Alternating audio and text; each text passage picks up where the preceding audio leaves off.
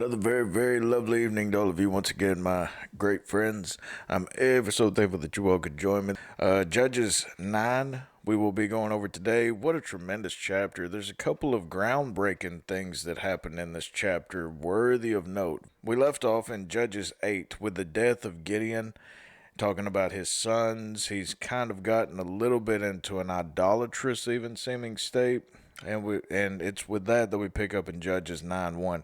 And Abimelech, the son of Jerubbaal, Gideon, that's Gideon, went to Shechem unto his mother's brethren, and communed with them and with all the family of the house of his mother's father, saying, now right here's Shechem, just so everyone would know. Charles ELLICOTT said, the two main faults of the last phase of Gideon's career. The two last faults had been his polygamy, marrying many wives, and his dangerous tampering with unauthorized, if not idolatrous, worship with the golden ephod. The retribution for both errors falls on his house, on his sons. The agents of their overthrow are the kinsmen of his base-born son by a Canaanite mother, namely Abimelech, who we're talking about now.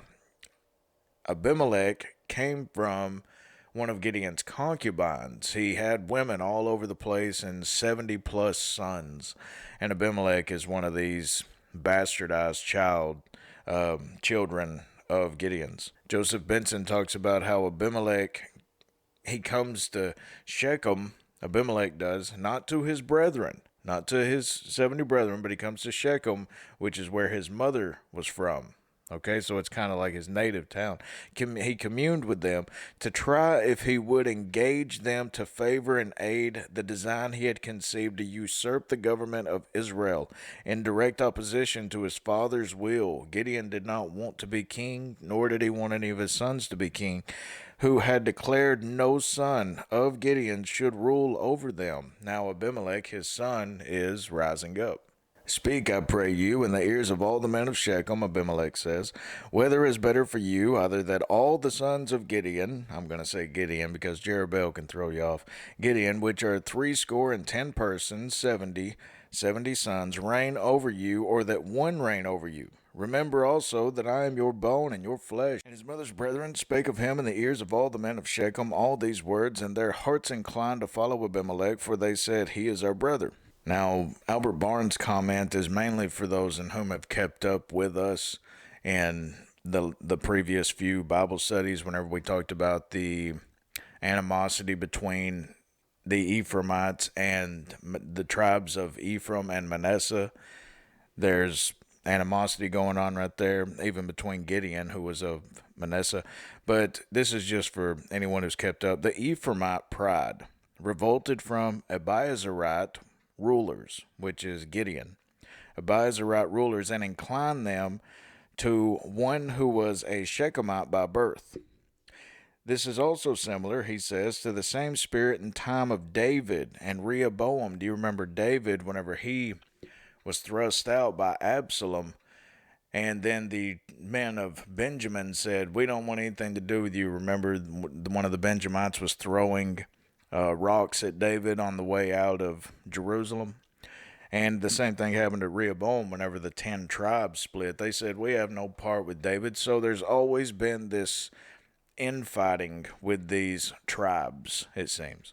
And they gave him 70 pieces. The men of Shechem gave Abimelech 70 pieces of silver out of the house of Berith, which is their little god, wherewith Abimelech hired vain and light persons which followed him. Now, just to summarize everything that we just said, Abimelech is wanting to become a ruler over Shechem and even that general area of Israel, not necessarily all of Israel. That kind of king wouldn't come until Saul hundreds of years later. But he is wanting to rise up and have authority. And he has 70 half-brothers. Now, this has never been done in the Bible up until this point, this slaughter of any potential threats to your throne, if you will. Judges 9:5. And Abimelech went unto his father's house at Ophrah, and slew his brethren, the sons of Jerubbaal, Gideon, being 70 persons upon one stone. Now pay attention to that. Remember, it's upon one stone, kind of like an altar. Some even say that it could have been the altar that Gideon built himself, that's in previous studies.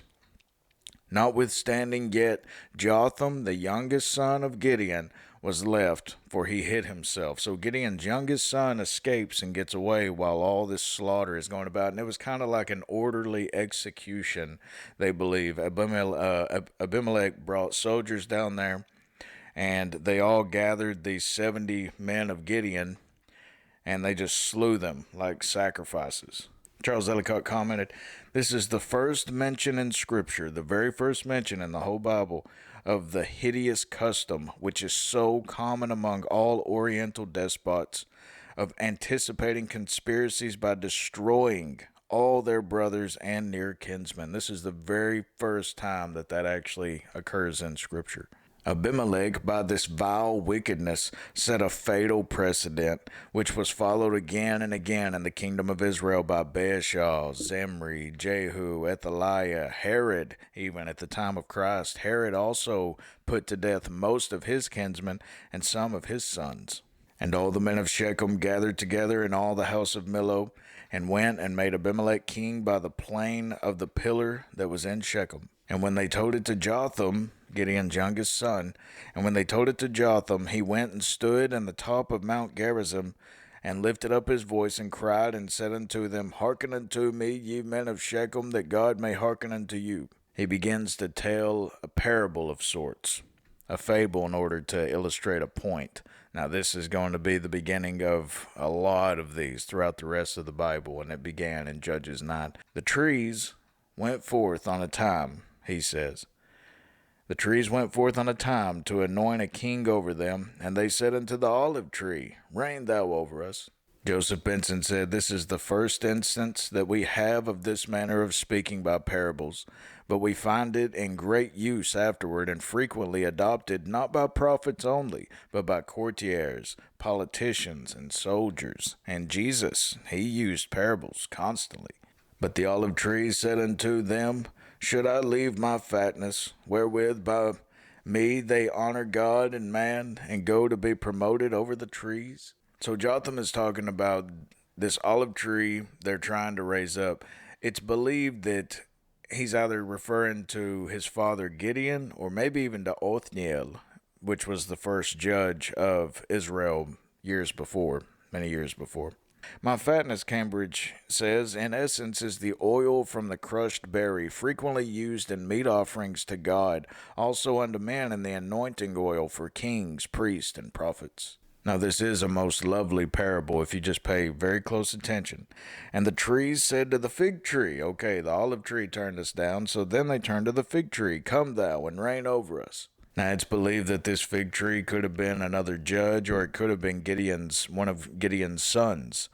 So we don't really know. All that he's trying to illustrate is how the people keep wanting a king, and they're refused by these judges. The judges don't want to be king because all of them think that and know that God should be the king over Israel. But the fig tree said unto them, Should I forsake my sweetness and my good fruit, and go to be promoted over the trees? John Gill commented, For such the fruit of the fig tree is, sweet and good. So Julian the emperor shows from various authors, Aristophanes, Herodotus, and Homer, that nothing is sweeter than figs, excepting honey. Then said the trees unto the vine, Come thou and reign over us. They're just begging for a king. And the vine said unto them, Should I leave my wine, which cheereth God and man, and go to be promoted over the trees? Now this is speaking of, whenever it says, which pleaseth God, it's speaking of the drink offering. Pulpit commentary said the idea behind this parable up until this point is that while the olive, the fig, and the vine were occupied in waving their branches over the other trees, like if they became kings over the trees, in token of their superiority, they would necessarily be neglecting, very important point, they would necessarily be neglecting their own proper gift and office, which was to produce oil and figs and grapes. You see, God can make a man a king, as he does King David many, many years later. God can make a man specifically to be a king, made perfect for that role. But others have different purposes, and this is where a lot of people mess up. They make people in whom God never intended to be a king, and then things go to ruin.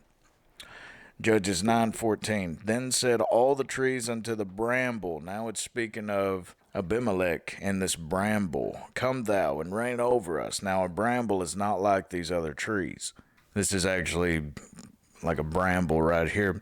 Pulpit said the bramble, a prickly shrub as used to make fires with. And the bramble said unto the trees, If in truth ye anoint me king over you, then come and put your trust in my shadow. And if not, let fire come out of the bramble and devour the cedars of Lebanon. Now what does he mean by this? John Gill said that he's signifying that if they did not heartily submit to his government, speaking of Abimelech, and put confidence in him and prove faithful to him, they should smart for it, meaning they should be punished for it, and feel his wrath and vengeance, even the greatest men among them, comparable to the cedars of Lebanon. Okay, and then so ends the parable, and now he comes to his final point. Jotham does. Now therefore, if ye have done truly and sincerely, and that ye have made Abimelech king, and if ye have dealt well with Gideon and his house, and have done unto him according to the deserving of his hands, meaning if what you have done unto my brethren in killing all of them and making Abimelech king, if this is a good thing, then you are honorable men. For my father fought for you, and adventured his life far, and delivered you out of the hand of Midian. And ye are risen up against my father's house this day, and have slain his sons 70 persons, all except him, upon one stone, and have made Abimelech, the son of his maidservant, king over the men of Shechem, because he is your brother. If ye then have dealt truly and sincerely with Gideon and with his house this day, then rejoice ye in Abimelech, and let him also rejoice in you. But if not, let fire come out from Abimelech, and devour the men of Shechem, and the house of Millo. And let fire come out from the men of Shechem and from the house of Millo, and devour Abimelech, meaning they would destroy one another. Abimelech would destroy Shechem, and Shechem would destroy Abimelech, which comes to pass. And Jotham ran away and fled, and went to Beer, and dwelt there for fear of Abimelech his brother. When Abimelech had reigned 3 years over Israel, then God sent an evil spirit between Abimelech and the men of Shechem, and the men of Shechem dealt treacherously with Abimelech, meaning that they conspired against him. But right here is the most noteworthy. Then God sent an evil spirit between Abimelech and the men of Shechem. What a horrible thing. What an absolutely frightening thing to have happen. John Gill believes that this evil spirit was Satan himself. Permitted, he said, yea, gave a commission to Satan, the evil spirit, to go among them, who stirred up suspicions, jealousies, hatred, and ill will to one another, and sowed the seeds of discord and contention among them. I wouldn't doubt it, that the cruelty done to the 70 sons of Jerubbaal, Gideon, might come, and their blood be laid upon Abimelech their brother, which slew them, and upon the men of Shechem, which aided him in the killing of his brethren. And the men of Shechem set liars in wait for him. Now this is what Shechem begins to do to Abimelech. And the men of Shechem set liars in wait for him, like an ambush party, in the top of the mountains, and they robbed all that came along that way by them, and it was told to Abimelech. Matthew Poole said that they set liars in wait. Shechem set liars in wait for Abimelech to seize him. They wanted to kidnap him. And they robbed all the people that came by. There's a very important lesson to learn right here. They robbed all the people that came by, not just Abimelech, but such as favored or served Abimelech. For to such only their commission reached, though it may be they went beyond their bounds, and robbed all passengers promiscuously, which is such the way of evil men, evil women, whatever. There is nothing but destruction and chaos among evil people. Whomever is around them feels their wrath all the time. They just consume and eat up everything that comes their way. So beware of evil folk.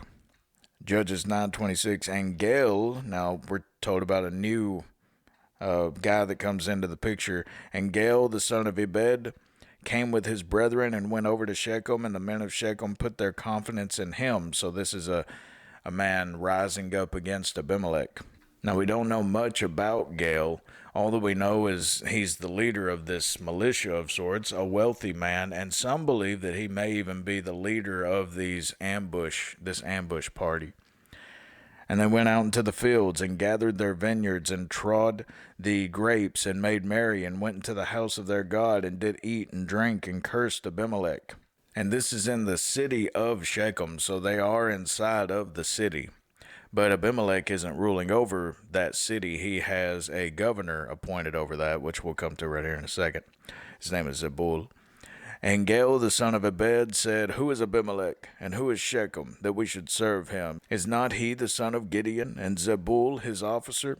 Serve the men of Hamor, the father of Shechem, for why should we serve him? And would to God this people would under my hand, that he ruled over. I wish that I was ruling over you. Then would I remove Abimelech. And he said to Abimelech, Increase thine army and come out. So he sent messengers to Abimelech, and he's, I would guess, drunk. And when Zebul, the ruler of the city, heard the words of Gael, the son of Ebed, his anger was kindled. And he sent messengers unto Abimelech privily, saying, Behold, Gael, the son of Ebed, and his brethren be come to Shechem, and behold, they fortify the city against thee. Now therefore up by night, Zebul advises Abimelech to do. Now therefore up by night, thou and the people that is with thee, and lie in wait in the field, set up an ambush party to catch Gael. And it shall be that in the morning, as soon as the sun is up, thou shalt rise early and set upon the city, and behold, when Gael and his men that is with him come out against thee, then mayest thou do to them as thou shalt find occasion. And Abimelech arose, and all the people that were with him by night, and they laid wait against Shechem in 4 companies. And Gael the son of Ebed went out and stood in the entering of the gate of the city, and Abimelech rose up, and the people that were with him from lying in wait. So now they're going to war. And when Gael saw the people, he said to Zebul, Behold, there come people down from the top of the mountains. And Zebul said unto him, Thou seest the shadow of the mountains as if they were men. He says, you're just seeing things. Gael actually sees Abimelech's army coming out of hiding.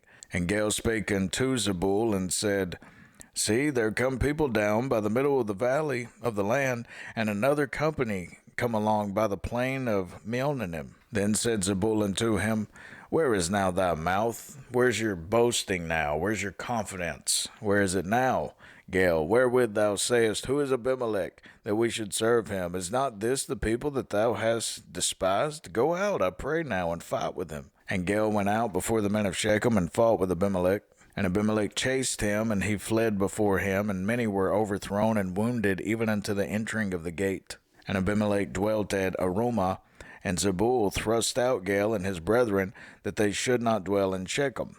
So Gael goes out, fights him, runs away after losing the fight, runs back into the city. Zebul forces him out, and now Abimelech is about to come against the people of the city. And it came to pass on the morrow that the people of Shechem went out into the field, and they told Abimelech. Now these aren't soldiers. These are just Shechemites. And he took the people and divided them into 3 companies, his army, and laid wait in the field, and looked, and behold, the people were come forth out of the city, and he rose up against them and smote them.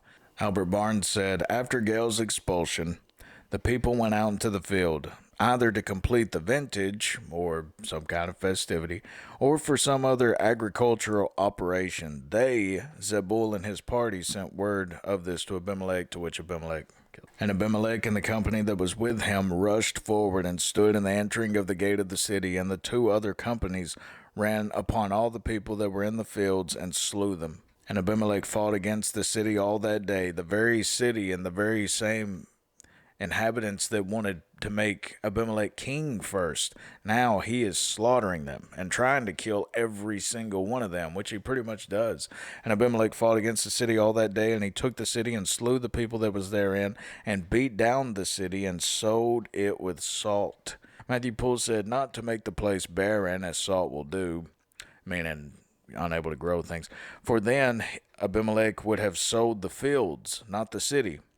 But in token of his detestation and desire of their utter and irrecoverable destruction, for salt is the symbol or sign of perpetuity, meaning it would forever not be able to be built back up. But it is later on. It's built back up at the time of Jeroboam and such. And when all the men of the tower of Shechem heard that, they entered into a hold of the house of the god Berith. And it was told Abimelech that all the men of the tower of Shechem were gathered together. And Abimelech gat him up to Mount Zalmon, he and all the people that were with him. And Abimelech took an axe in his hand and cut down a bow from the trees, meaning a branch of sorts, and took it and laid it on his shoulder, and said unto the people that were with him, What ye have seen me do, make haste and do as I have done. Every man get some wood.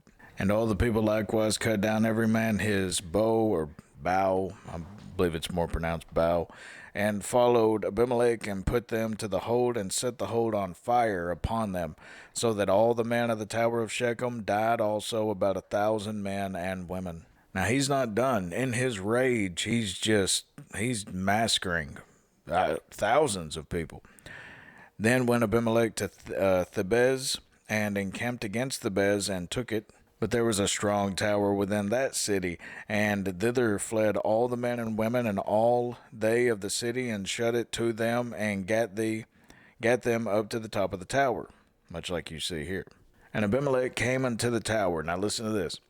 And Abimelech came into the tower, and fought against it, and went hard unto the door of the tower to burn it with fire. So he himself is trying to burn this door down. That's how enraged that he is. There's a type of manic state going on.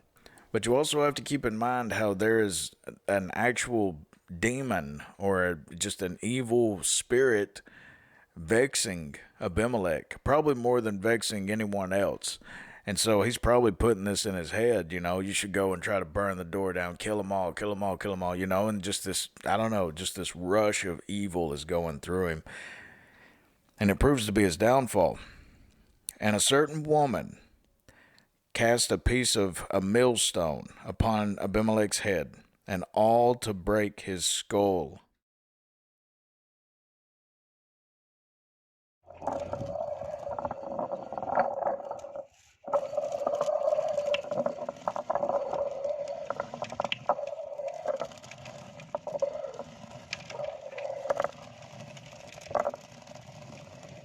So a woman just tosses down a millstone and pops him right on the head. It doesn't kill him right away.